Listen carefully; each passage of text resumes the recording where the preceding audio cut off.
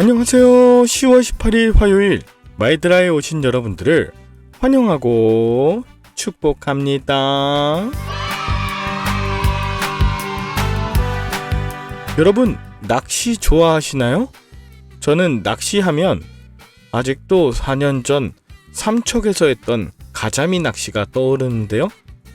저는 낚시를 하면서 한 번도 제대로 물고기를 잡은 적이 없었는데 그날에는 배를 타고 바닷가에 나가서 몇 마리 잡았던 기억이 있습니다.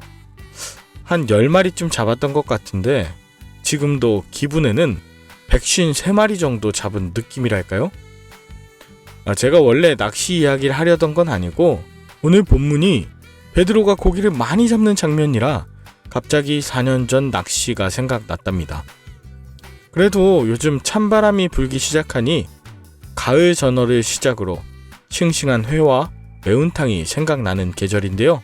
오늘도 맛있고 따끈한 마이드라를 힘차게 시작해 보도록 하겠습니다. 자, 출발!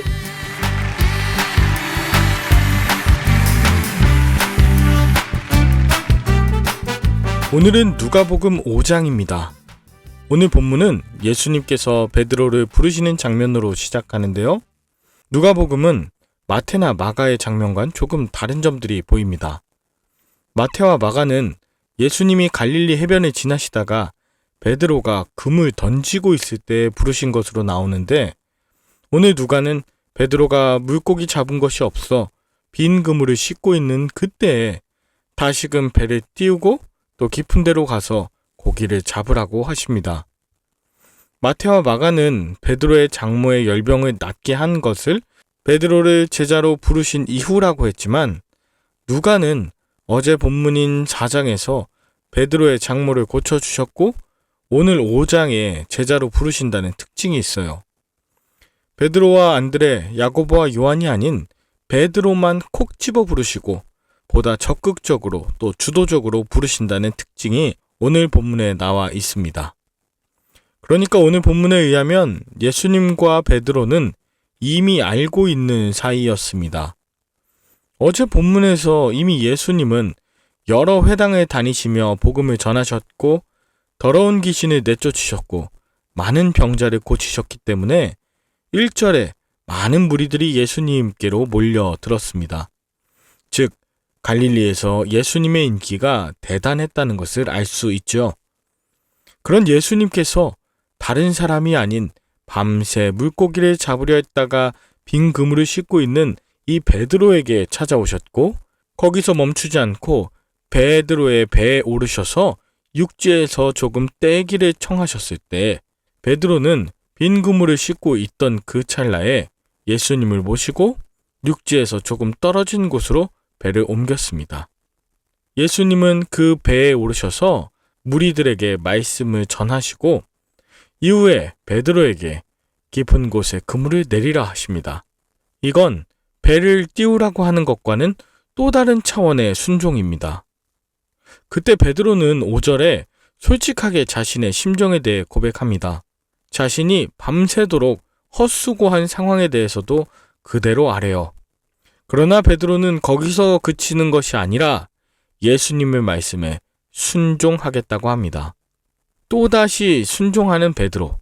마침내 엄청난 기적을 경험해요. 그물이 찢어질 정도로 많은 물고기를 잡았을 뿐 아니라 자신의 경험과 능력을 뛰어넘는 말씀의 능력을 체험한 것이었습니다. 말씀의 능력을 체험한 베드로가 예수님 앞에 무릎을 꿇습니다.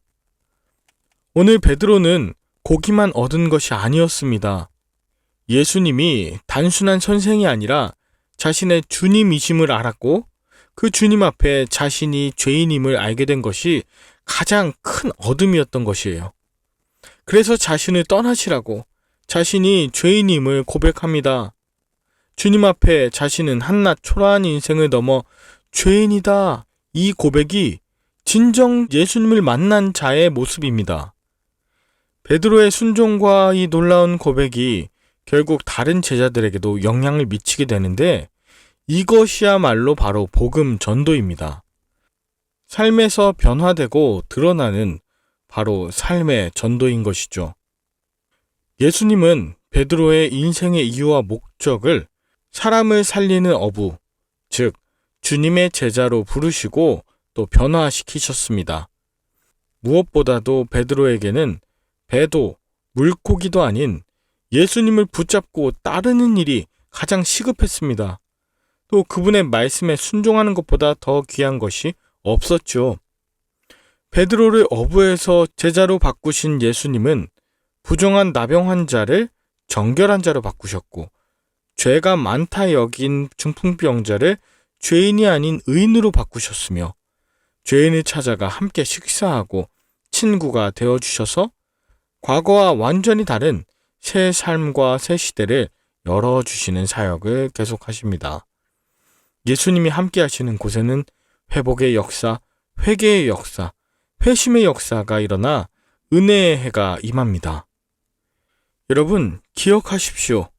사회 통념이나 주류 문화 가치와 같은 옛 부대에서는 이런 새로운 역사가 결코 일어날 수 없습니다. 지금 나의 삶에는 늘 새로운 감동으로 주님과 교제가 이루어지고 있는지, 아니면 내게 익숙한 신념이나 교리와 전통에 매여 있는 것은 아닌지 돌아보아야 할 것입니다. 저는 오늘 본문을 보면서 그동안 예수님을 알고 있었던 베드로가 주님의 제자로 다시 부르심 받는 것이 새롭게 다가왔습니다. 저 역시 주님을 알고 지금도 목회를 하고 있지만 마치 예수님께서 오늘의 말씀을 통해 저를 콕 집어 사람을 낚는 어부, 즉 제자로 부르시는 듯 했습니다. 제가 세워놓은 한계 안에서는 순종할 수 있지만 무리한 일이다 싶으면 저는 제 입속을 챙기며 그 다음 순종에는 머뭇거리는 자이기 때문입니다. 이런 저의 모습은 예수님의 은혜로 잡힌 물고기들을 평생 자랑하며 살았을 모습입니다. 그런데 오늘 베드로가 그 모든 상한 감정을 예수님께 고백했을 뿐 아니라 자신이 속물이며 계산 많은 죄인임을 그대로 고백했습니다.